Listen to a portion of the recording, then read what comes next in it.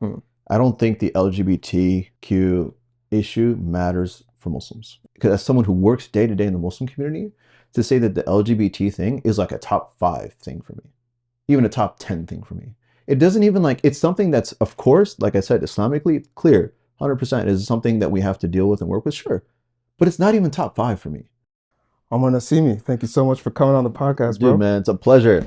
Let's You've been go. I'm doing, I'm happy you come on again, man. oh, no, We love having you on every time. appreciate you. Dude, Alhamdulillah. you're doing great work, man. Thank you. I May Allah appreciate you, bless you, man. bro. I honestly thought for a second you were gonna say you're growing a beard. I was like, I I see am. that too. I am. Alhamdulillah. It's coming in. Yeah, because people in the before were like, dude, you have a Muslim podcast and you don't have a beard. You're just going. I'm like, bro, I can't grow one. So now that I can, it's kind of nice. Hey, man, wherever you're at, bro, with the beard game.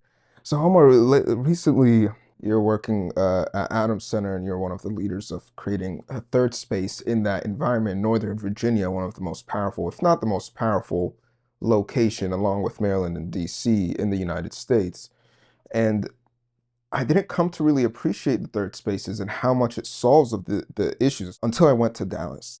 Can you basically tell us what's the process design? Yeah, it's a great question. I think for me, like, this is something I'm really excited about, really passionate about, is the whole point that I'm trying to make is that we have to create institutions of belonging for every single Muslim. Every single Muslim that says, Ashhadu an la ilaha illallah, Ashhadu anna Muhammadan Rasulullah, you have to create a place for them to belong, period. And that is what we're trying to do, is pull people into the mainstream Muslim community, right? And so for us, like, there's a lot of data that has come out about this. Like if you look at ISPU, Sister Dalia Mujahid and the team over there are doing some wonderful work. If you look at the data in terms of Muslim belonging, it's really interesting. So ages 18 to 29, so this is like the kind of college, young professional Muslims in America, when they're surveyed, and this is 2022 when the survey was done, so last year, how many of them say that Islam is important to them? What do you think the number is? Like at least somewhat important to them. 60%. 96%. 96% of Muslims in America, that's all kinds of Muslims, liberal, conservative, barely Muslim, all the way, like everyone, right? Of Muslims 18 to 29 years old that were surveyed, 96% said that Islam was important to them. Hmm. And that includes, like, I'm including two categories, which is people who say it's very important to them and people who say it's somewhat important to them, right? So if you add that up, 4% say it's not really important to them. Everyone else, 96%, say it is important to them in their life. But if you look at attendance within mainstream Muslim communities, guess how many people come to the masjid regularly? 20%. 30%. So it's close, but that includes Jummah. So 30% of that demographic come at least once a week, and that's Jummah. If you take Jummah out of it, it's like 3 to 4%. So if you look at the numbers, again, 96% say Islam is important to them. They want to belong to the Muslim community. They're saying this themselves. They want a place where they can come to and they can feel comfortable, they can feel invited, they can feel welcome, which is what the community of the Prophet Muhammad was. It was inviting, it was welcoming, it let people exist. It didn't constantly police them nonstop. Of course, Islam, we have rules, regulations, etc. We have norms we have to maintain. We're not compromising on that. But you have to be welcoming to people. If only 3% of the community, out of that 96% that is asking for belonging and you're giving that to them, we cannot say as a Muslim community that LGBT or whatever else is our top priority. That's the top priority right there. The top priority is people are looking for Islam and are we giving it to them? And so our design at Qahwa is we are actively looking for, again, the gap between 30% who come once a week, and that's people who come for Jummah, and everyone else part of that 30% that comes once a week. They're people who are already attached to the community. They know people, they're there, they grew up in the community probably. It's that gap between the 30% that come once a week and the 96% that say they want community. So that's 66%. And that's our target demographic.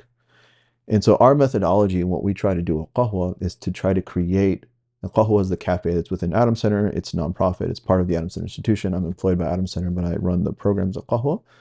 Our methodology is to create programs and events that appeal to people's interests, but doing that inside the masjid. So for example, like we have events on like AI, right? society and AI. So we brought in, like, we had a panel discussion. We brought in a university professor who's a Muslim professor who has specialization in ethics, and we had a brother who is a policy expert. So he's looking at it from the example of how do you regulate this, and then we had a brother who actually has an AI company, like he's working on AI. So how do So you do it? Do you look a week ahead in advance and schedule and say Monday, Tuesday, Wednesday? Does the community already know beforehand yeah, that Qahwa on Monday, Tuesday, Wednesdays usually have events, for example? yeah. So generally we have two types of events. We have the weekly regularly recurring. So we have a Tuesday event that's recurring for men. We have a Thursday event called the Grounding, which is recurring for 18 plus, led by South Saad, and that's like we're talking about contemporary issues that are happening in the world, things like philosophical stuff, contemporary issues in the news, Palestine, etc. We're talking about like humanism as a philosophy, like we're talking about a bunch of stuff, gender, etc. And then we have weekly recurring stuff. Sunday morning we have another one for like 30 plus, similar to the Roots model. And then we have the one-off big events. The one-off events are meant to like drive people in, and then they stay for the recurring ones to try to build that relationship. So for the one-off big events we have open mic nights, we have like poetry, spoken word, things like that. We have art-based events, so events where people come and like paint. We have like paint nights, and we have like we had a sister come in who does tatriz, which is like the Palestinian embroidery. We had a brother come in to teach calligraphy. We had stuff on mental health. We have opportunities for people to come in with their interests. We had like a food festival, so people can come in, get some food, and then we also had a car meet right outside Adams Center. So people came in with their supercars, and then we had food there. We had vendors. We had like volleyball. So it was just like a community atmosphere. And then at night we had a discussion, like a talk about spiritual guidance. So we're trying to create mechanisms by which like the interests that people have, whether their interests are professional development, we also have like networking events. So companies can come in, and also people who are advancing their careers can come in and they give advice to like younger people. Um, Networking events, professional development, artistic stuff, political stuff, social life, meeting friends and having discussions on contemporary issues, sports, basketball, volleyball, etc. So all the interests that people have outside the masjid, we try to create a home for that within the masjid. And that's the goal. The goal is to get people in the door. Because once you get people in the door, you get them introduced, your environment obviously has to be comfortable and welcoming, etc. Once they get introduced to the masjid, then you can retain them. You break the ice. Exactly. You break that barrier. And I can tell you, there's so many stories, bro. There's so many stories that I know of personally that people have told me. There was a sister last year in Ramadan. She was like weeping, a young sister, like in her early 20s, just weeping, like crying. So one of the sisters that I know went up to her and asked her, like, "Hey, are you okay? What's going on? Is everything okay?" And she was like, she's like, she grew up Muslim. She was like, I grew up Muslim, but I never ever came to the masjid. And this is the first Ramadan that I started coming, and this is the first time that I've experienced Ramadan in the masjid before. And she lives like 10 minutes from Adams, but that was not her relationship with the masjid. And she said, I've never felt this before. Like, I've never felt the power of Jama'ah. I've never felt the power of like prayer. I've never felt the power of Islam. And she said this is the first time. And the way that she started coming to the masjid was because her friend invited her to a qahwa event that was just social. Subhanallah. And this is the point, is that once you introduce people, you have to create mechanisms and avenues for people to be able to feel comfortable. They feel like they're welcome there. They feel like, they belong in an institution. It's particularly for women. And this is a problem I think a lot of our institutions have is we create spaces that are really good for conservative men. And it sucks for everyone else. And I think that's something we have to be careful of. We don't want to isolate the conservative men either, because they also have like a lot of conservative men have come up to me and expressed their concern about they don't want to basically see women in the same spaces. You have to give everyone their due, right? So even the conservatives, men, women, etc., they're due their space. So a lot of people want a sanctuary when they come into the masjid, right? They don't want to have to negotiate the gender boundary. They don't want to have to see a sister that they're like attracted now all of a sudden, and like they don't know what to do with that. They don't want to have to deal. They gotta go pray. They don't want to have to deal with that, like, right? They want to come to the masjid and feel like I'm isolated from all the problems in the world. They don't want to have to deal with like you know, a lot of the stuff they deal with outside. And I understand that. Like, that perspective is definitely valid. And that is something like we're working towards. But for me, it's like those avenues already exist for you in the masjid. There's plenty of, like, we have many programs, classes, etc. at Adam Center that already have that built in, where it's completely gender segregated. You come in, you get your prayer, you get your worship in a ilm like format. It's traditional knowledge. You have to be able to do both. Like, you have to be able to create belonging, as I said, for everyone. Everyone, kids, middle schoolers, high schoolers, college students, young professionals, married people, people with children, elderly people, seniors, everyone. Like, if your masjid community does not have space welcoming for everyone, then that's something we got to work on. Because it's a numbers game, bro. Like you said in the beginning, right? Like, how many Muslims are there in America? We got to grow that number. Like, how are you going to grow that number if you're kicking people out all the time? And that for me is like my primary goal and focus, and what I'm trying to do is to really build mechanisms and institutions where people belong within the Muslim community. You know, what's profound about what you're saying is, even when I was growing up, obviously, as you know, I wasn't very close to Islam. And one of the choices that's always been presented to me, even with myself, I'm like, it's Friday night, Saturday night. I would scroll through Instagram and all these places to see if there's any Muslim events happening, and there isn't any. So I'm like, no Muslim events. Okay. My friend hits me up, hey, you want to go wherever? I'm like, all right, yeah. But I would first try to go to a Muslim event, but none exist. Exactly. And so I had to, when I wanted to turn back to Islam, I had to basically choose between my desires or loneliness. And I knew that. And so I chose loneliness. And that was a very tough time period in my life. And then when, you know, third spaces started arising and stuff, especially when I made my move to Dallas, that loneliness disappeared. What you're talking about got cured for me. I am someone who's lived everything that you're speaking of. And for the young Omar Nassimis out there, right, the Muslims that we want to continue building across the country, not just in Adams Center in Virginia, what do you tell them? What's the process to getting there? How do they approach their masjid and go, we need a third space? That's a great question, man. And I appreciate you sharing that perspective of like what you went through too, man, because that's something that I also experienced. Like, even though I'm someone that like grew up in the community, I grew up in the masjid, my dad's an imam, but that doesn't mean you're not lonely. That doesn't mean, because loneliness comes from like that feeling of like what you are going through specifically, or what you are experiencing is separate from other people. Because the interests that I had, the ideas that I had, the passions that I had, creativity, things that I wanted to do, I didn't find room for that in the masjid, right? And so for me, I think that the way to start going about that within your Muslim community and your masjid, and to start developing that space, is, first of all, you have to have a relationship with your community, with your masjid. A lot of people, I'm seeing this, will come in to the board, will come in to employees at any masjid, any environment, and this applies outside the Muslim community too. It's just, this is the nature of how things get done. When you're somebody that no one sees, and you're not there, and all of a sudden you show up and you're like, hey, I want to start this event. I want to start this thing. Give me money. I want to do this. I want to renovate this room and turn it into a youth room. Give me $20,000, $30,000. I want to get this coffee machine and do this whole stuff. If no one knows you, who you are, where you've been, what you've done for the community, they're not going to listen to you. Fundamentally, it is about building relationships with people. Like the ammus, the uncles in the community, the aunties, they have to know you, dude. Like, you have to be there. You got to be showing up. You got to be there for Aisha. You got to be showing up for halaqas. You got to be building relationships with them. You got to understand what they're going through and what they're thinking about, and how are you a service for them. You have to build trust. You have to build that trust and that like relationship, right? And I think that's and this applies to everything in life, man. Like, there's a lot of people who just want the easy way in. Like, hey, I have this idea. I want you to fund my idea. I have this like event I want to start, right? This podcast I want to start, right?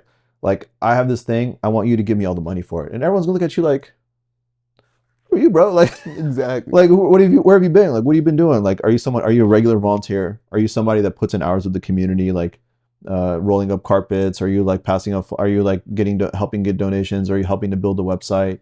Are you like involved in like the parking lot problems? Are you involved in like, there's real issues in the community that if you're not involved in and you're not putting the work in, no one's gonna listen to you, bro. That's number one. Like, you got to be putting in the work. And then if you're in that place and you want to start having that conversation about, hey, let's start doing some new things, of course there's going to be challenges. Qahwa took 10 years to get built at Adams. 10 years. From the point that the youth at Adams Center had this idea of a cafe inside the masjid and they proposed it to the board, they even found money for it, they raised money for it, etc. It took 10 years. Why is that? Because of what you're saying. For a lot of reasons. One, there's other priorities, right? Like the board and whoever else, the masjid leadership has certain priorities, right? They have a budget. They have certain things that they're trying to get done. Whether expanding the masjid, whether like we have this issue, we have a lack of parking. We can't pay our imams. Like there's immediate needs, right, that people have, and so that's part of it. Two is like it's a political problem where it's like, you know, it doesn't align necessarily with the vision of the leadership sometimes. And three is also, there wasn't always like a person consistently trying to make that happen. And I think that's the thing. Like if you really dedicate yourself to something, you got to dedicate yourself. Be like, this is something I want to create. And inshallah, now it's getting easier because. So what's the second step, by the way? So the first step is you got to be there. Build relationships. Build relationships. You got to know people. Like you have to be in with them. They have to feel a sense of comfort and trust from you that this is someone that we can rely on. And this is someone that like has good intentions. Two, I would say, is you have to create the argument that has to do with money. And this is the big part that everyone misses. You have to make a financial argument of why your program should exist. And the best argument to make is that this brings money to the masjid. And does it? Has Qahwa been bringing in money? Not a lot, but yeah. Like we're net positive, which is what matters. Like the money that we're putting in day to day, not the initial investment, but like day to day, I'm probably one of the only positions, like my role, that actually generates revenue for the masjid. Because like what I do in making programs and events and also having the coffee shop creates money. Not a lot, but it's positive. It's more than negative. It's more than neutral. But then on top of that, like the events that we do, we charge ticket prices. And so we're generating revenue for the masjid. So number two, you have like build relationships with the people in power. Number two, you have to financially prove why this makes sense. Okay, so basically like they almost put together a PowerPoint for stakeholders to show the cost. You have to, like, you can't, again, it's like either you raise the money yourself or you show how you're going to get the money back and be positive in terms of like bringing in revenue. And the easiest argument to make is like in terms of new customer acquisition, which is like the business marketing term for it, which is like, let's say right now your community is 1,000 people and you have 200 regular donors. If you make the argument and say, if we do this investment, our community will grow to 1,500 people with 400 regular donors, that's a really compelling case to make if you've increased your regular donors by 100%. And that's, I think, the perspective. Like what Roots does, for example, mashallah, it's a really good model. They have monthly subscribers. They have monthly donors. People around the country who don't even live in Dallas are donating monthly to Roots and Dil Qalam. Same thing with Zaytuna. Same thing with ICNYU. Same thing with Ta'leef in Chicago and in the Bay. So you create a mechanism that's financially sustainable for yourself, for your community, and also generates revenue. And that's like an important piece. Then number three, I would say, is your marketing has to be really good. Like there's a lot of apps now, templates, et cetera, on Canva, et cetera, that you can use. But your marketing has to be really appealing, both to it elevates the brand of the masjid itself or the third space or whatever, and also is inviting to, it makes it cool, right, relevant, and stuff that's like people actually really want to vibe with and be around. And I think that's the main thing is number three, it has to be good.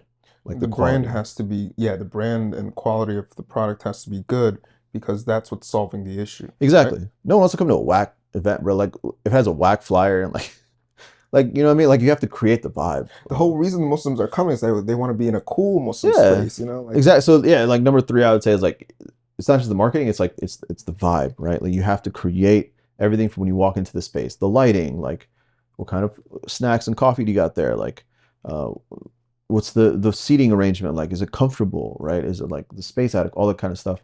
So like, you have to check the vibe, bro. Like So number one, relationships with the elders. Number two, money. How does this financially make sense? And number three, the vibe, bro. And you can start to do Creating that. brand, creating social Yeah, media. all that stuff. It's all looped into like the front facing element of the program that you're trying to do. And then number four, I would say is like programmatically, you have to have a model that makes sense. So for us, we have it on a funnel model. So basically the funnel is that we have a wide range of people's interests that we know that these are things that people care about. We know that these are things that in my specific community, that these are the things that people like, they want, such as like if it's food events, is it stuff about like the LGBT stuff? You want to have discussions about that? Is it basketball tournaments? Is it whatever it is, like fashion stuff? Is it like whatever? You have to kind of know your people, right? And whatever your people in your community are into, is it video game tournaments? Whatever it is that your people are into, you put that all into the funnel, right? And as people are coming in, you funnel them down into the mainstream Muslim community in the masjid.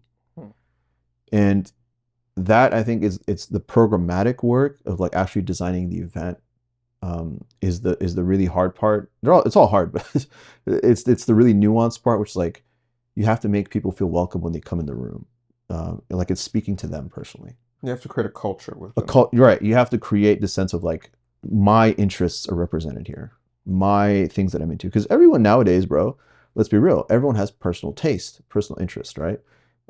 People are Nike people versus Adidas people. People are like, you know, I'm a like a Starbucks guy versus being a craft drink guy, right? Like I'm a filtered bottled water guy versus like a natural. Everyone has like preferences and tastes. So you have to kind of know your community and what their tastes and preferences are and cater to that, such that when they show up at the event, they feel like their interests are represented.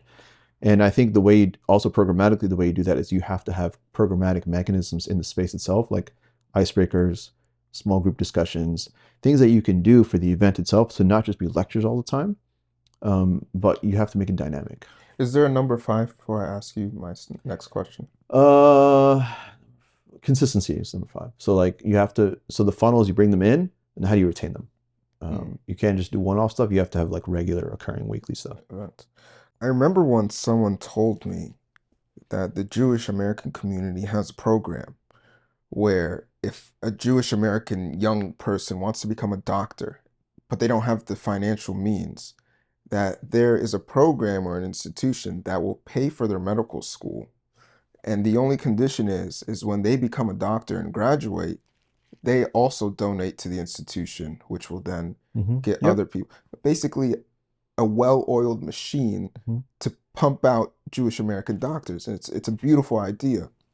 How do we get this mentality into the drinking water of Muslims Americans and get them to realize that something that you and I believe realize that your success is my success, and that seeing you succeed or seeing Muslims succeed in general will lead to all of our success? That's a great question, man. That is my ultimate goal, man, is everything that I do is trying to build up the Muslim Ummah. And there's a lot of people like this who are also working in many institutions in many ways to try to do that same thing. And I think what we're missing is this understanding that at the end of the day, everything at the end of the day is temporary. And the only things that last are the things that we do for Allah. Ironically, there's other communities that have that in a dunyawi sense, which is like, the only thing that matters is the survival of my community.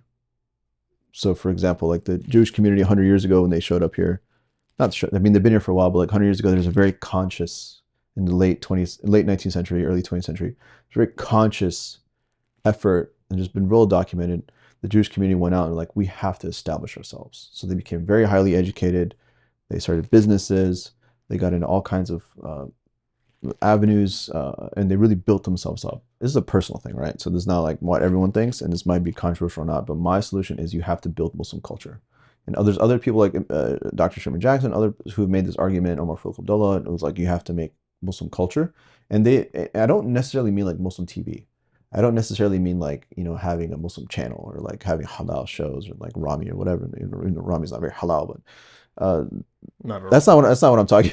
That's not what I'm talking about. What I'm talking about is you have to make Islam normal, such that if a Muslim is doing anything, they're just like, oh, he's just doing his thing. He's a Muslim guy. there's a growing understanding. So I think for Muslims, we have to build the norm of Islam within American society in the West.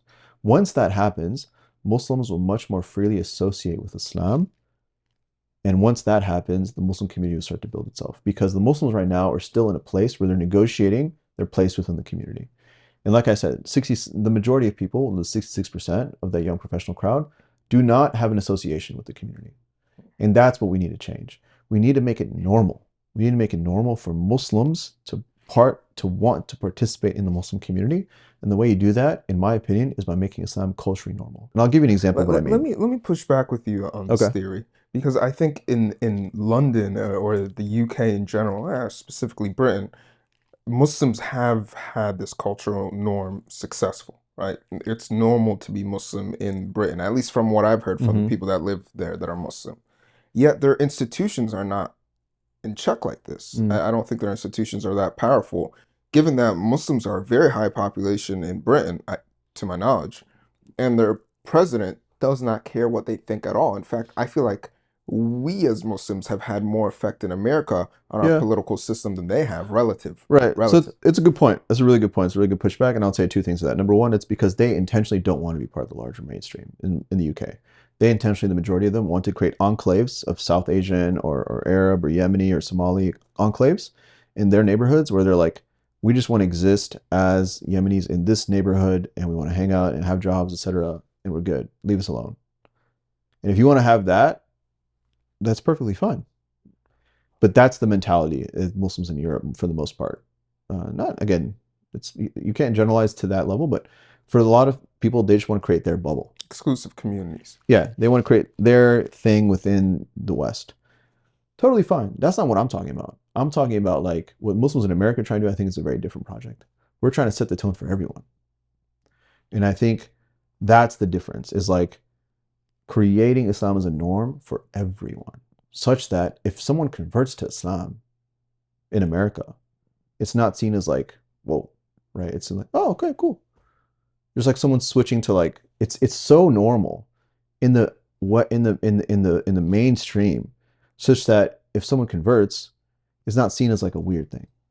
Yeah. Because Islam is so respected, it's so honored, it's so it's so understood in the mainstream, such that when someone does it, it's not strange. And if you see a Muslim praying, it's not strange. If you see a Muslim, not only that, but it's desirable. And if you actually look at Muslim history, that's how Muslims largely got conversions, was because of Muslims gained power. So they went to Syria, they went to Iraq, they went to North Africa, etc. They conquered, they gained power. But in a lot of those lands, research has been done. It took, for example, in the Abbasid Empire, it took 200 years, or maybe Abbasid, I can't remember. It took 200 years from the point that they conquered Syria for the majority of the people to become Muslim, 51% majority. 200 years. It happens very slowly, but when Muslims are in a place of authority, of power, of real of cultural, economic, political sovereignty and power, and we're holding our own together, everyone wants to be in with those people. Everyone wants to be part of that group. Everyone starts to ask, why do those people believe that? What are they actually doing? Why are they praying like that? Why are they dressing like that? But if you're this like, enemies know this? Don't people, our enemies that are actively working against us, know this? And we hear them talking about this, Yeah. that we should not allow the Muslims to get to a certain population. We should not allow the Muslims to get to a certain power structure because this happens. Yeah. And that's why you got to do it anyway. That's But exactly the stop point. Us? No, because again, it's like the number of Muslims right now is growing exponentially. Like the amount of conversions, the amount of institutions that are being built, everyday churches and synagogues, etc., are being shut down. I haven't heard of any masajids shutting down in America. It's a remarkable fact. Remarkable. Can you think of a single masjid that had to shut down totally, permanently? I can't think of any. Not only that, but everyday masjids are growing. So that's what I'm saying. It's not just immigration. It's not just like Muslims coming over here. It's because people are converting. People are establishing families. They're having children. Those children are having children. So there's a growth that's happening because Muslims are thriving in a space where other people are also now recognizing that that's something they want to be a part of. And largely it's because there's nothing left, dude. For a while, there was a wave when I was growing up, new atheism, right? New atheism. There's like Richard Dawkins, there was a Christopher Hitchens, there's all these dudes, Sam Harris. who really were making the argument that like you have to leave traditional religion, you have to become like a modern secular person. To truly be an intellectual. Yeah, to modern and intellectual and sophisticated, etc. No one's making that argument anymore, dude. That argument has completely died. You don't see any public intellectuals talking about that anymore. Why? It's because they saw that what happens when you destroy traditional institutions, norms, culture, and society, you have nothing. You have just nihilism, and you have this crisis, this opioid crisis, again, deaths of despair, suicide, lack of loneliness, belonging, incredible debt, life loses nihilism. its beauty. Exactly. There's just so many crises that emerge. What happened with Trump rising? It's not that you get like freedom, you get something much worse. You get like totalitarianism when you have like this complete collapse of meaning. So that argument has been completely wiped out. So now like there's what's left, dude? Like atheism is done for the most part. Like very rare to find a real atheist. Like you'll find a lot of people who are like, I don't know if there's a God, maybe not. And there's a lot of people who are kind of going about their day and not really caring. But to find a devout atheist who's like, there is absolutely no God is very, very rare. So that's done. Christianity is by day losing its power and losing its relevance because Christianity is everything and nothing at the same time. It's like they accept everything, they reject everything. They're like, it's not really clear what their beliefs are. There's so many different beliefs. And they've also decided to ally with Zionists who secretly hate them. Exactly. So there's like all these weird things they're doing. Judaism, you can't really convert to Judaism because it's the ethnic thing. And then Buddhism went through a wave early, and then it ended. And then ended because there's no real structure to Buddhism. It's like there's not really something that retains you within a community. And then with like now it's like for a while it's like wokeism, leftism, right? Where it's like this emergence of this political secular ideology of just being like a humanist, right? You just care about certain things. Even that's dying now because again, same problems. It's like it doesn't actually solve your spiritual crisis. It doesn't actually make you feel at home within something. So there's nothing left, dude. It's like Islam is now emerging in a vacuum where people are really hurting. They're dying. They're lonely. They're depressed. They're frustrated. They're frustrated. They're having problems in every aspect of their life. They're riddled with debt. You graduate nowadays 150K in debt. And you're just like, dude, this society cannot be it. This cannot be the only solution. And so as a result of that, people are really looking. And I think now is the time when Islam is really going to thrive. But it's only going to thrive if we welcome people. And that's the point that I make. Culturally, socially, politically, it has to be a place by which you enter into it and it welcomes you when you're there. And it becomes easy for you to become part of it. When you see the Muslims, they're people that like, they treat you with respect. They treat you with dignity. They take care of you. When you order food at a Muslim restaurant, you know how Dave Chappelle became Muslim? Because the guy at the pizza shop that he was going to every day treated him with respect and dignity. And he was so passionate about Islam. And he's like, dude, what are these guys like? What are these guys on? So he started inquiring, like, what makes you the way you are? Like, what makes you treat me the way you're treating me? He inquired and he really loved what they were talking about. So he converted to Islam. So it's like people are missing something today, dude. It's very obvious that like even Muslims themselves, like the statistic that I mentioned to you, they're looking for something. And if we are not actively working to provide that for people, then we're not doing our job. And that's why I think like of the many things that are wrong and that we need to work on and actually work towards in the Muslim community, there's so many more important things than the political agendas that are out there right now. Yeah. It's this creating of the Muslim Ummah for people to belong to the institutions, to the community, to the families, to the culture of Islam. I mentioned the top 3 like issues in the Muslim community. Number 4, I'd say is foreign policy. You got to stop killing Muslims around the world, and we actually have to try to stop killing Muslims around the world. And then 5, I would say, is this. It's actually probably number 1 or 2, number 2 or 3, but it's hypocrisy. It's Muslims fighting other Muslims.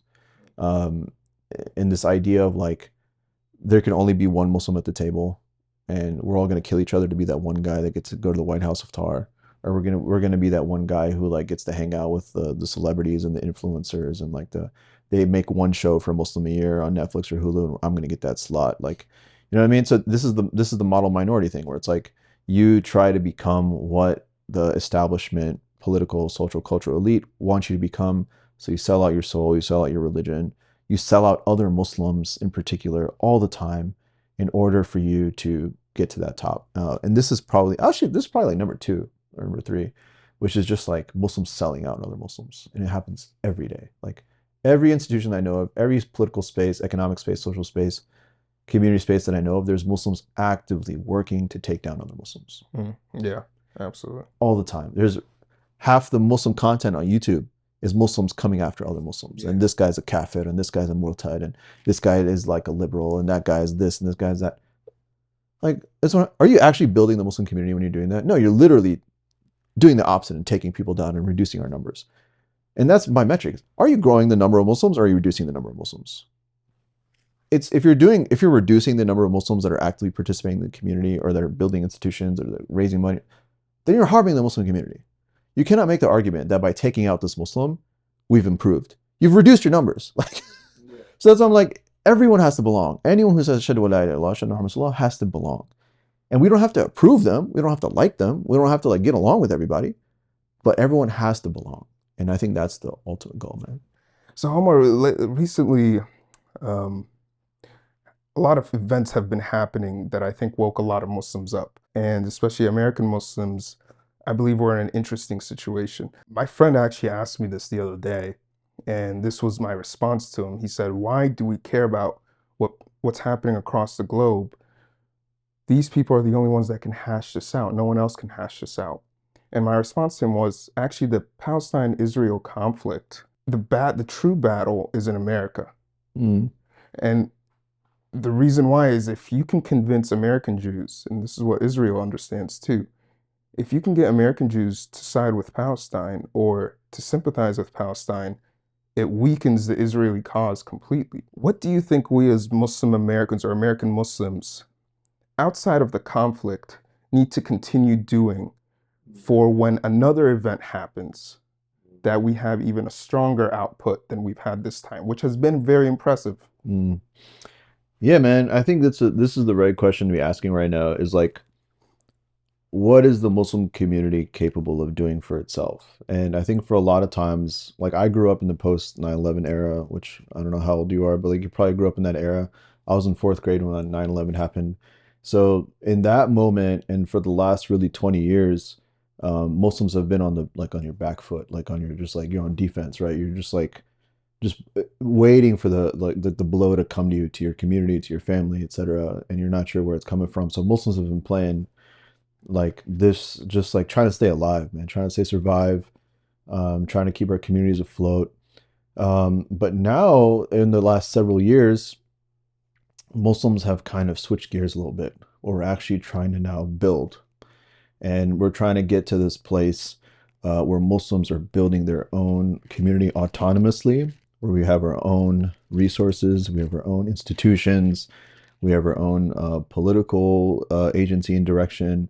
We have our own like people working in the academy, professors. We have journalists. We have media. We got like our own colleges, universities. So like Muslims are now beginning that process. I think in the West, in America, and Europe's a little different. Canada's a little different, but in America, of like actually forming our own agenda and forming our own priorities so that we can start to set that for itself. And I think that's like a really exciting time. And with Palestine happening, with everything that's happening in Palestine recently in the past few months and past few month or two, is just that like it's brought up this question again of like, what does it mean to be part of a Muslim community? And does the Muslim community have the ability to speak for itself? Like, these are our issues, whether it be in Palestine, in like Sudan, in Afghanistan, what's happening with Muslims in France, like China, right? So like, there's all these issues around the world, and there seems to be like a growing collective Muslim consciousness, right? This collective identity, this collective sense of to be Muslim necessarily means these things. And it's actually kind of, even though with all the tragedies that are happening in the world, there's, I feel like, a lot of room for hope and optimism, because we're seeing now people really dig in and do the work of like actually building a real community that has its own power, has its own resources, that has its own stuff to be able to do it. And it's happening, man. So I think it's exciting to see. I don't remember what your question was specifically, but I think you answered it. The first time we ever sat down on our yeah, podcast is actually my first episode. yeah, Viewers yeah, might not know that. You know that. We spoke about liberalism and yeah. how what its relationship is with Muslims and what it should look like. Mm. what we found in this conflict between Palestine and Israel, do you think that the relationship has been, do you think this relationship has been fruitful, and do you think it should continue, or where should we lie? Look, man, again, for the past, like, I think there's a lot of people commentating on this stuff that I think have very little understanding of how the political system works. And so there's people, a lot of people, especially commentating from not in America, and even within America, from places of like, why is Omar Nassimi doing this? Why is Yaqeen doing this? Why is that? Why is that? But like, you have to first give people the benefit of the doubt, especially your leaders in your community, to try to understand what it is they're doing, and hope that they're trying to do the best. And first of all, like, I think there is a complete misunderstanding of how the whole game works. The whole game in politics, in public opinion, is based off of power, right? So whoever controls a certain amount of votes, whoever controls a certain amount of money, that they can then influence policy, that they can influence agendas, whether it be foreign policy, whether it be domestic policy, taxes, whether it be immigration policy, etc. So the rules of the game are based off whoever has the votes and the money to be able to implement those things, right? And that the way that the system exists in America right now, there's two parties. There's the Republican Party and there's the Democrats. And for the last 20 years, the Republican Party has been the party that's trying to kill Muslims, like actively, like in Afghanistan, in Iraq, places all around the world. They're currently right now in 2023 and 2022, they're trying to actively go and bomb Iran. They're trying to start a war with like Muslims and all over, like in Pakistan. Their people are victimized. In Afghanistan, again, they're trying to get back in there. In India, Muslims are, and the U.S. completely supports all that. So there's people who are actively trying to kill Muslims, and that's the Republican Party for a lot of people. And I think a lot of Muslim conservatives forget that. Like, for the last 20 years, the Muslims have been actively like a lot of the foreign policy, including like terrorism policy, including like putting people in jails for in places like Guantanamo, and all the surveillance states, that, and like all the cases that came out in New York of all these like FBI surveillances of Muslims. A lot of that was driven by conservatives. So like, this idea that like the Republican Party is better for Muslims is a strange idea to me, because they've been actively killing us. And so on the other side of that is like, okay, well, like I said, you have these two hubs that you have to kind of work within to try to negotiate your space, because Muslims are not yet in a place of having their own political alignments, right? And so for the last couple of years, like, yeah, Muslims have, a lot of Muslim leadership has aligned themselves with the Democratic Party because they're more open, right? They're more open to immigrants, they're more open to refugees, they're more open to minorities, they're more open to different lives and different ways of life and faith systems, etc. And they're more supportive of that. But again, there's limitations for that, right? Like, the limitation is that they only want you to exist within one of many, right? They want you to be like, okay, here's the place for gay people, LGBT people. We have a place for black people. We have a place for white people. We have a place for Muslims. We have a place for Hindus. We have a place for all this stuff. And that's the kind of liberal vision, is that everyone is equal, and you give everyone their due. And Muslims, of course, have a problem with this, right? Because they're like, yes, we want our due, but we don't want to give anyone else their rights. So Not it's like, anyone else. yeah, not anyone else, but like, we don't want everyone to have the same kind of, we can't say that like the LGBT agenda is as equal as the Muslim agenda, right? So that's obviously, it's a problematic statement. But again, I think the first point I'm trying to make is that the Muslim community leadership, as of late, especially like Obama onwards, has really tried to just maintain and negotiate a place for Muslims to survive and to thrive. And the only way to have done that politically recently has been to try to build alliances with groups such that, they let you kind of do your thing. And now it's changing, right? Now it's like, I think Muslims are getting to a place where they're realizing how much power the Muslims actually have, how many votes we actually have, how much money we actually have to be able to implement it. Because again, I remember I'd said, like, unless you yourself, like certain communities, the Jewish community, other communities, have their own money, power, resources, etc., to be able to implement their own policies, agenda, what they want for their community. And the Muslims have not had that. And now, like, because of the changes that have been happening, one is like, Muslims have now matured, the community's matured, we've been here for a while, people are now like having high-ranking jobs, they're having wealth, etc. So now Muslims are be able to like have their own autonomy for their stuff. But up until now, that hasn't been possible. So I think, like, to look at people like Yaqeen or Omar Nassimi or whoever, and to be like, those people like are like harmful for the Muslim community is insane, because like they're the ones who are negotiating for your right to survive. They're the ones who are negotiating for like laws that like of for the police to not surveil you at your home, to like the FBI to not surveil you at your home, for people to not read your emails, for people to like, and that's like the stuff that they're working on in coalitions with, right? Is like for Muslims to just survive. And that's what largely the Democratic Party has been like pushing back against the neocons and this kind of fascist state, which of course has its own limitations. But like, um, again, so it's like, and remember with the Muslim and Trump too, with the Muslim ban, right? So it's like there's what these coalitions that have been built is built for the purpose of creating Muslim survival. And to look at that and say like, oh, we shouldn't have allied with these people because this is not, but it's like, okay, in that moment, you're talking about survival. You're not talking about like um, where we are now, which is in a very different place. Some people would listen to our conversation and criticize that. Do you really want us to compromise and negotiate our principles just Mm, for an easier life? Allah made this life difficult for a reason. mm, The believer, this life is a prison for him, and so on and so forth. mm. Uh, I guess in order to rephrase something I was trying to say earlier and I couldn't, do you think the strategy that we've used in entering the Democratic Party has deemed to be fruitful in this conflict? I mean, I think like again, I'm not a political strategist. Like, I'm not somebody who works at that level of like policy, and I just know a little bit about it, like some of the reasoning behind why certain leaders do what they do. Um, but like in my opinion, hindsight is 2020, right? So when you look behind in the past, you can see like, oh, we should have done this and we should have done that. And yeah, sure, like from standing now in 2023, we can say like Muslims should not align themselves with the Democratic Party, right? And that's clear now because of the failures. But that wasn't clear when Trump was in office, right? That wasn't clear when like again, they're like banning Muslims from entering the country. They're like trying to start new wars with Muslims. And it was a very clear agenda to like try to hurt Muslims. And yes, sure, Trump might have done some positive things as well.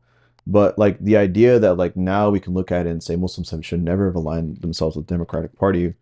Whereas like in the past, we're forgetting like what the Trump years were like. We're forgetting like all the Islamophobic attacks that were occurring. We're forgetting like all the neocons who were in office who were actively trying to start wars with Muslims in other countries and also in the U.S. So it's like in those moments you didn't have a choice. Like in those moments the community had to make certain moves to negotiate the death of Muslims. And even in the Sharia, like preservation of life is paramount, right? Like it's one of the fundamental maqasids is like if you have an opportunity to save a Muslim's life, you have to do that. And that's I think the operational mentality that a lot of Muslims leaders were working with is like, dude, we're just trying to survive. Like we're trying to have this administration not kill us, not put us in prisons, not like torture us. And it's not just about us, right? It's about like you said, the policy that gets made in America gets shipped overseas, and the decisions that are made in Washington are the decisions that get like implemented in terms of like bombings, in terms of like blockades, economic blockades, like what's happening with Iran in terms of like the way they've been choking them in the what's it called, the economic sanctions, right? Like the proxy wars that have been funded. So Muslims are literally like it's not an exaggeration to say that Muslims are literally dying as a result of policies that are being made here. So if Muslim leaders align with another group to try to convince that group to stop killing Muslims, and then now, like in 2023, we're like, that was a mistake because they support the LGBT people. So it's like, I think hindsight is 2020, but in that moment, I don't think they had really an option. I actually still think in hindsight that it was a good strategy. Mm, I have that controversial opinion. I think even if you look at the Palestinian protest, the amount of LGBTQ people that came out, we hmm have to give them their due. They stood with us. Now, many Muslims say they only did it because they're like, all right, you saw us here when you were in trouble. You better be here when we're in trouble. Some hmm people think that was the intention. Whatever it may be, there's a lot of homosexual people online and on the ground actually helping the Palestinian cause. Dude, I got a hot take for you. You ready? Hmm. I don't think the LGBTQ issue matters for Muslims. I really don't. And it's not because, oh, you were with me on this? Yes. And it's not because I'm saying that this is an issue Islamically. Islamically, everyone understands perfectly clear. There's no like misunderstanding about this. I'm not saying that it's justified within Islam or anything like that. I think that compared to the other problems that exist for Muslims in the West and in America, it's like maybe 10th on the list, dude. Because if you look at, again, Shari'i, this is a Shari'i argument, right? What is like some of the maqasid of Sharia, right? Like the objectives of Islamic law. Preservation of life. Are the LGBT killing Muslims? No. Like, are the LGBT like actively taking people out of Islam? Maybe you can make an argument that like in some ways they are, but again, are they actively trying to like convert Muslims? No. There are other people actively trying to make people atheists, and the LGBT are not one of them. I would argue they are, but Sure. it's not working as well as they think they are. I Sure. think it's Yeah. backfiring. Yeah, but they're not. It's not like just the LGBT. It's the left in general, right? Yes. So there's a difference. And I would say, are the LGBT actively trying to like destroy families? Maybe. Like in some sense, you might be able to say like they're trying to destroy some elements Yeah, of they it. are. They are. But fundamentally, when it comes to like the main element, which is number one for me, it's always about who's killing Muslims. Okay. When it comes to that issue, there's much greater problems in America and in the West. First of all, suicide is a much, much, much, much, much bigger issue in the Muslim community. Like I know myself, many people in my masjid community in the past year or two, like several people 19 years old, 21 years old, 23 years old, 27 years old, in their 40s that have committed suicide. I don't know a single person that's died from the LGBT movement. So like that's I don't paramount. know a single, just add on to that. I know a Muslim who's Mm. committed suicide, and I don't know a single Muslim who's left Islam for LGBTQ or killed by one. But Yeah. I actually do know two LGBTQ people who've converted to Islam. That's what I'm saying. So it's like if you're to rank the priorities, right? Suicide is mental health, like the depression that's actually happening, is paramount for me. The second issue that I would say is people actually belonging to the Muslim community. Okay, so what institutions are available for people to belong to on a regular basis? And that for me is like, where is the support coming from? So like if you're a Muslim, say for example, right? Like you're 19, you're 20 years old, you're 25 years old, and you want to have a place to go to belong in the Muslim community. Where are you going outside of maybe your masjid you're going to pray? And maybe if you live in Dallas, right, you have a great community to come to, mashallah, but most people don't live in Dallas. Or maybe if you live in ICNYU, you have a great community. Maybe if you live like in Adams Center, Northern Virginia. Adams Center, right, you have a place you can come to. But that's like what, 3% of the US population? Maybe less than that, maybe like 1% of the like US population in terms of Muslims. And if you have an issue that you have, let's say drug abuse, right? Let's say addiction. Let's say you have a problem in your marriage. Let's say you have mental health. Let's say you have like your spouse cheated on you.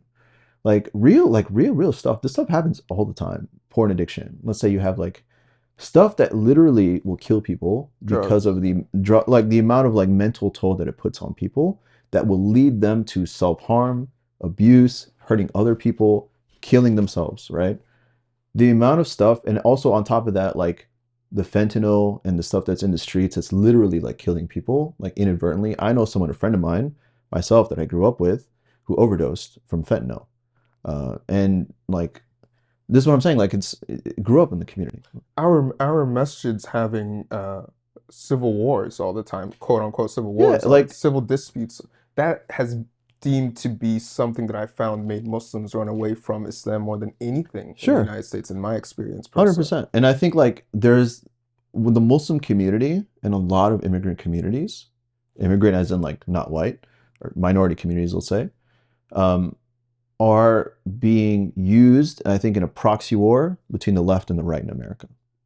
The left and the right have their own agendas, like politically, and they set the tone of conversation in terms of what is important.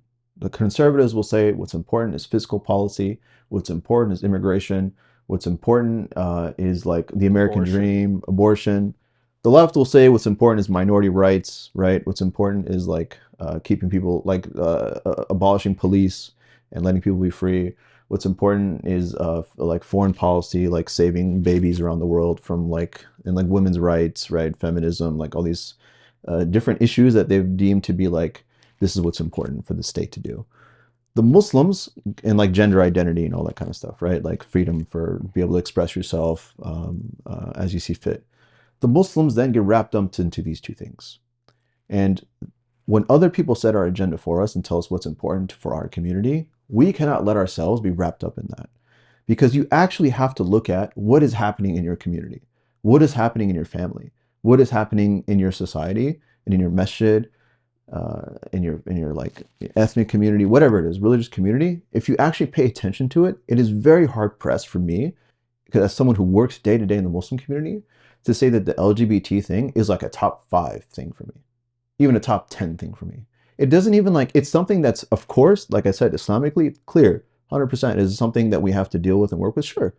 But it's not even top 5 for me. What would you say is the top five or even top three issues that So for me, I would say number 1 is Muslims being alive again. So like the various issues that are leading to what's called deaths of despair, and I encourage everyone to look this up. It's called Deaths of Despair by a book that was written by a couple of researchers, which look into what is causing people to kill themselves in America. And Muslims, the statistic for Muslims is the same as the national average in almost every category.